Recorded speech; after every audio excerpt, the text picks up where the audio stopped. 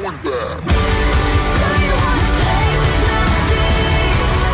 Well, you should know what you're falling for. Baby, do you dare do this? From coming up to looking like a ghost. Are you sucking for a ride? Fixed up, 'cause what's in mine, what's in mine?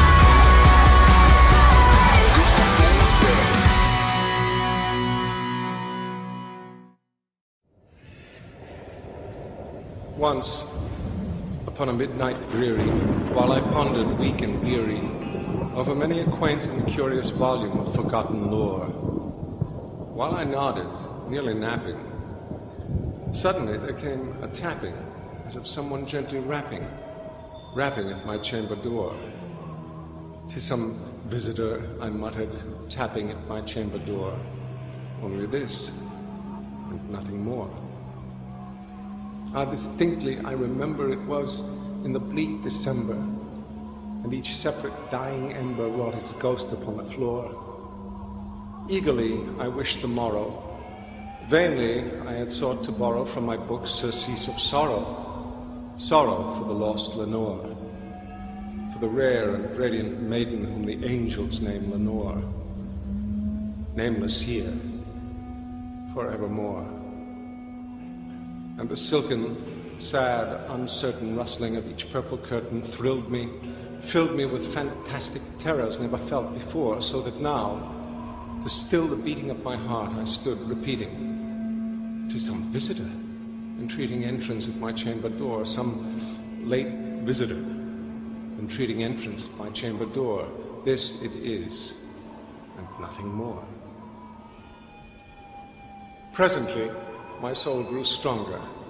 Hesitating then no longer, "Sir," said I, "or madam, truly your forgiveness I implore, but the fact is I was napping. And so gently you came rapping, and so faintly you came tapping at my chamber door, that I scarce was sure I heard you. Here I opened wide the door. Darkness there. Nothing more. Deep into that darkness peering. Long I stood there wondering, fearing, doubting, dreaming dreams no mortal ever dared to dream before, but the silence was unbroken. The stillness gave no token, and the only word there spoken was the whispered word, "Lenore." This I whispered, and an echo murmured back the word, "Lenore." Merely this, nothing more.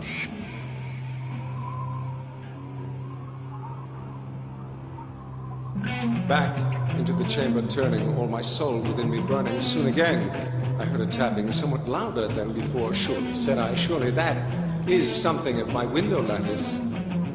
Let me see then what thereat is, and this mystery explore." But my heart was still a moment, and this mystery explore. "'Tis the wind, and nothing more." Open here I flung the shutter, when, with many a flirt and flutter, in there stepped a stately raven of the saintly days of yore. Not the least obeisance made he, not a minute stopped or stayed he, but with mien of lord or lady perched above my chamber door, perched upon a bust of Pallas, just above my chamber door, perched and sat. Nothing more. Then, this ebony bird beguiling my sad fancy into smiling, by the grave and stirred decorum of the countenance it wore. "Though thy crest be shorn and shaven, thou," I said, "art sure no craven, ghastly, grim, and ancient raven, wandering from the nightly shore. Tell me what thy lordly name is on the night's Plutonian shore." Quoth the raven, "Nevermore." Much I marvel this ungainly fowl to hear discourse so plainly, though its answer little meaning, little relevancy bore, for we cannot help agreeing that no living human being ever yet was blessed with seeing bird above his chamber door, bird or beast, upon the sculptured bust, upon his chamber door, with such a name as Nevermore. But the raven, sitting lonely on the pallid bust, spoke only that one word, as if his soul in that one word he did outpour. Nothing farther than he uttered, not a feather than he fluttered, till I scarcely more than muttered, Other friends have flown before. On the morrow, he will lead me, as my hopes have flown before. Then, the bird said, nevermore. Startled by the stillness broken by reply so aptly spoken, doubtless said I, what it utters is its only stock in store, caught from some unhappy master whom unmerciful disaster followed fast and followed faster, till his songs one burden bore, till the dirges of his hope that melancholy burden bore of never, nevermore. But the raven, still beguiling all my fancy into smiling straight, I wheeled a cushioned seat in front of bird and bust and door.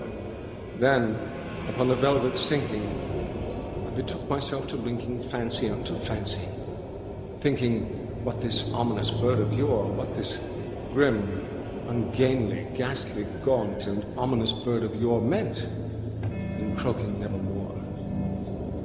This I sat engaged in guessing, but no syllable expressing to the fowl whose fiery eyes now burned into my bosom's core. This and more I sat divining, with my head at ease reclining on the cushion's velvet lining that the lamplight gloated o'er, but whose velvet violet lining with the lamplight gloating o'er she shall press on nevermore. Then methought the air grew denser, perfumed from an unseen censer swung by seraphim whose footfalls tinkled on the tufted floor.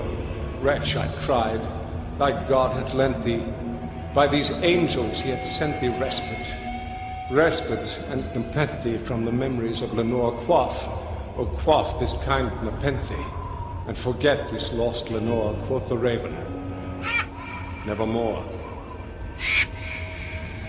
Prophet, said I, thing of evil, prophet still of bird or devil, whether tempter sent or whether tempest tossed thee here ashore, desolate, yet all undaunted, on this desert land enchanted, on this home by horror haunted, tell me, truly I implore, is there balm in Gilead? Tell me, I implore, quoth the raven, nevermore.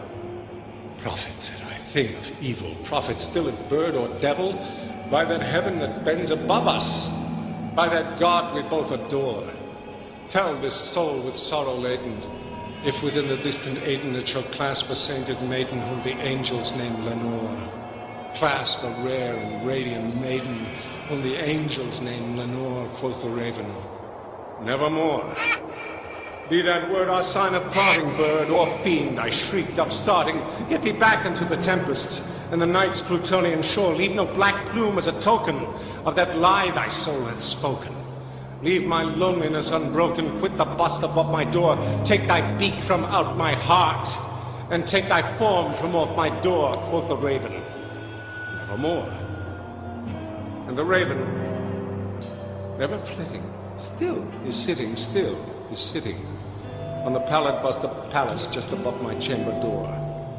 To his eyes have all the seeming of a demon's that is dreaming, and the lamplight o'er him streaming throws his shadow on the floor, and my soul, from out that shadow that lies floating on the floor, shall be lifted nevermore.